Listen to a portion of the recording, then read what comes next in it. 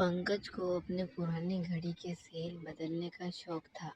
वह घंटों तक मेज पर बिखरे छोटे छोटे पुर्जों को देखता रहता और एक बारीक चिमटी से उन्हें वापस सही जगह पर बिठाने की कोशिश करता। उसकी दुनिया उन छोटे छोटे गियर्स और स्प्रिंग में सिमटी थी, जहाँ हर चीज का एक निश्चित स्थान था और हर पुर्जा दूसरे के साथ तालमेल में काम करता था। जब वह किसी पुरानी घड़ी को दोबारा चालू कर देता तो उसके चेहरे पर एक संतुष्टि आती, जैसे उसने दुनिया का कोई बहुत बड़ा रहस्य लिया हो।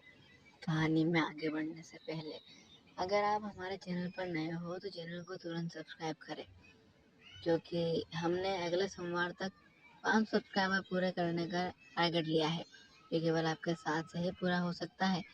सभी लोग सब्सक्राइब जरूर करें और आपका सपोर्ट हमारे साथ बनाए रखें। घर के दूसरे कोने में पिंकी रसोई में दोपहर की चाय बना रही थी। उसने सूती की एक हल्की गुलाबी साड़ी पहनी थी, जो उसके व्यक्तित्व की तरह ही सौम्य और सरल थी। पिंकी का स्वभाव ऐसा था कि घर का कोई भी सदस्य जब उदास होता तो वह बिना कुछ कहे बस एक कप अदरक वाली चाय और एक मुस्कुराहट के साथ सारा तनाव दूर कर देती थी। वह इस घर की धुरी थी, जिसके इर्द गिर्द पूरा परिवार बिना किसी शोर शराबे में अपनी जिंदगी जी रहा था। मेरी आपसे एक शिकायत है, आप लोग वीडियो तो देखते हो लेकिन चैनल को सब्सक्राइब नहीं करते। आप लोगों का एक सब्सक्राइब हमारे लिए बहुत कीमती है। बूंद बूंद से ही सागर बनता है। अगर आपका एक सब्सक्राइब हमें मिले तो हम अगले सोमवार तक 500 तक आराम से पहुंच सकते हैं। इसलिए सभी लोग तुरंत सब्सक्राइब करें और सब्सक्राइब करना बिल्कुल भी ना भूलें। पंकज अपने मेज से उठा और रसोई की दहलीज पर आकर रुक गया।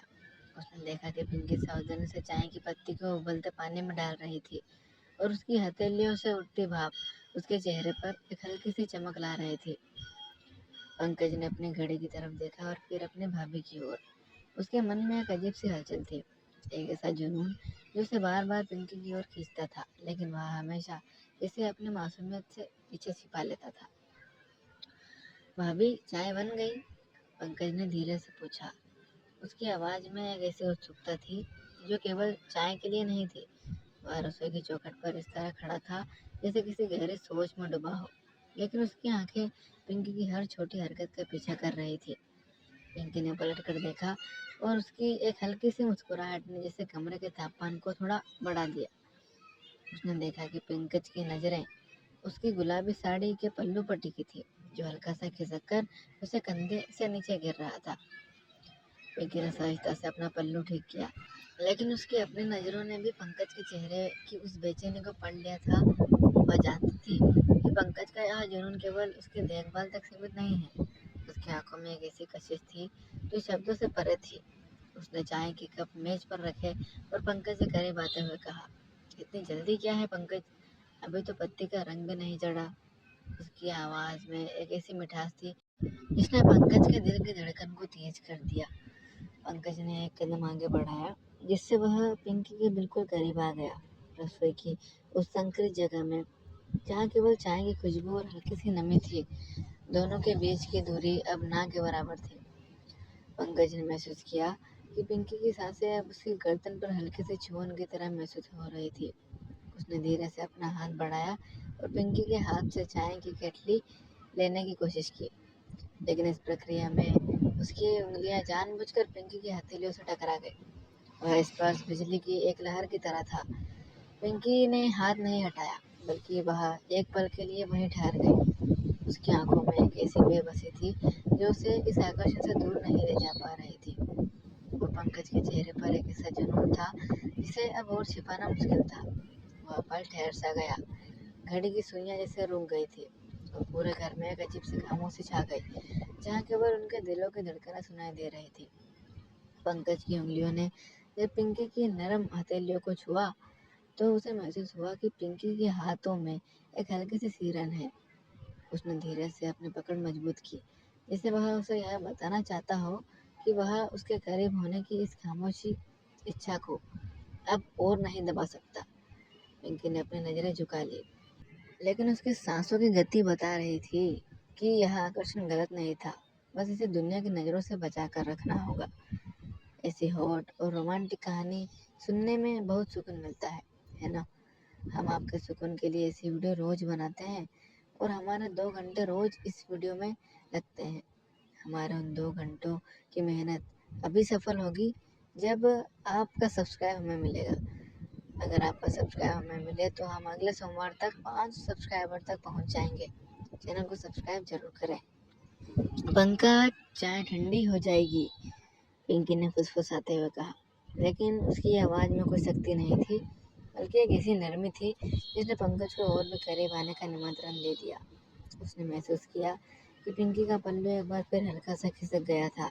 इस बार पंकज ने बिना सोचे समझे अपना हाथ उठाया और बहुत ही धीमेपन से उस रेशमी कपड़े को उसके कंधे पर टिका दिया। उसकी उंगलियां एक सेकंड के लिए पिंकी की त्वचा से छुई और उस छुअन ने दोनों के बीच एक अनकहा वादा कर दिया। पिंकी ने धीरे से अपनी आंखें खोली और पंकज की आंखों में देखा। आंखों में एक ऐसा जुनून था जो केवल एक देवर की मासूमियत नहीं थी, बल्कि एक ऐसा गहरा आकर्षण था जो पिंकी के दिल की गहराइयों को छू रहा था। उसे महसूस हुआ कि वह इस जुनून के सामने कितनी बेबस है। उसने एक लंबी सांस ली और अपनी हथेलियों को पंकज के सीने पर हल्के से टिका दिया, जैसे वह उसे रोकने की कोशिश कर रही हो, लेकिन असल में वह खुद भी इस पल को और गहरा करना चाहती थी। रसोई की उस संकरी जगह में जहाँ सूरज की एक हल्की किरण खिड़की से छनकर आ रही थी, उन दोनों की दुनिया सिमट गई थी। पंकज ने महसूस किया कि पिंकी की खुशबू, चाय की पत्ती और हल्के मोगरे के इत्र का मिश्रण उसे मदहोश कर रही थी। उसने बहुत धीरे से अपना चेहरा पिंकी के चेहरे के करीब लाया, इतना करीब कि उनकी सांसें एक दूसरे से टकराने लगी। अब उनके बीच शब्दों की जरूरत नहीं थी, क्योंकि उनकी खामोशी ही वह सब कुछ कह रही थी जो जुबान पर लाना मुश्किल था। पिंकी की पलकें झुक गई और उसने अपनी आंखें बंद कर ली, जैसे वह इस पल को अपने रूह में उतार लेना चाहती हो। पंकज का हाथ अब पिंकी की कमर पर थोड़ा सा टिका था, जहाँ उसने सूती साड़ी के कपड़े को नरमी को महसूस किया। उसके भीतर का जुनून अब एक धीमी आग की तरह सुलग रहा था, जो उसे और करीब खींच रहा था। उसने अपनी उंगलियों से पिंकी की कमर के पास एक छोटा सा दबाव बनाया, जिससे पिंकी के गले से एक हल्की सी दबी हुई आह निकली। वह आह इतनी कोमल थी कि उसने पंकज के इरादों को और भी गहरा कर दिया। उसे लगा जैसे पिंकी की बेबसी अब उसकी अपनी चाहत में बदल रही थी और वह इस आकर्षण में के आगे पूरी तरह समर्पित हो चुकी थी। पिंकी ने अपनी पकड़ थोड़ी ढीली की और उसके हाथ अब पंकज के सीने पर ठहर गए थे। उसने महसूस किया कि पंकज का दिल जोर जोर से धड़क रहा था, जैसे कोई बंद दरवाजा खोलने की कोशिश कर रहा हो। उसने धीरे से अपनी नजरें उठाई और पंकज की आंखों में देखा, जहाँ केवल एक प्यास थी, उसे पाने की और उसे महसूस करने की। उस पल में पिंकी ने खुद को पूरी तरह उस एहसास के हवाले कर दिया। उसने महसूस किया कि यह जुनून उसे डरा नहीं रहा था, बल्कि उसे ऐसी खुशी दे रहा था जो उसने सालों से महसूस नहीं की थी। अचानक बाहर बरामदे में किसी के चलने की आहट सुनाई दी। वह आवाज इतनी हल्की थी, लेकिन उस खामोश रसोई में वह किसी धमाके की तरह गूंजी। पिंकी ने चौंक कर अपनी नजरें हटाए और झटपट पीछे की ओर एक कदम बढ़ाया।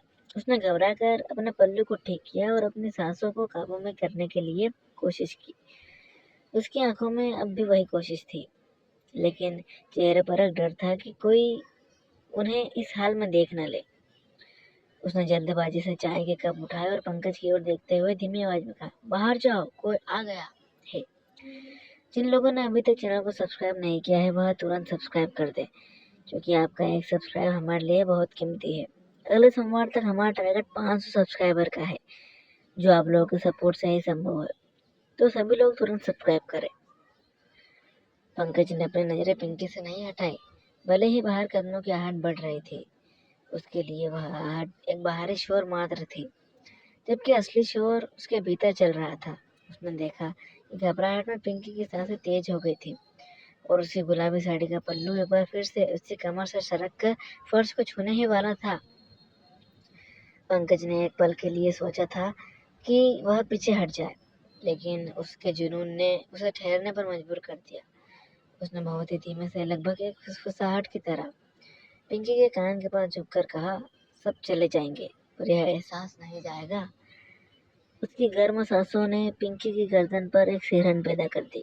पिंकी ने चाय के कप पकड़े हुए थे, लेकिन उसका पूरा ध्यान उस छुअन पर था जो अब भी उसकी कमर के पास महसूस हो रही थी।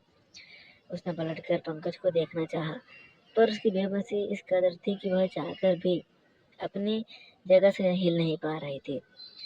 उसके मन में एक द्वंद्व था। एक तरफ मर्यादाओं की दीवार थी और दूसरी तरफ पंकज की आंखों में छिपा वह गहरा आकर्षण, जिसने उसे पूरी तरह से अपनी गिरफ्त में ले लिया था।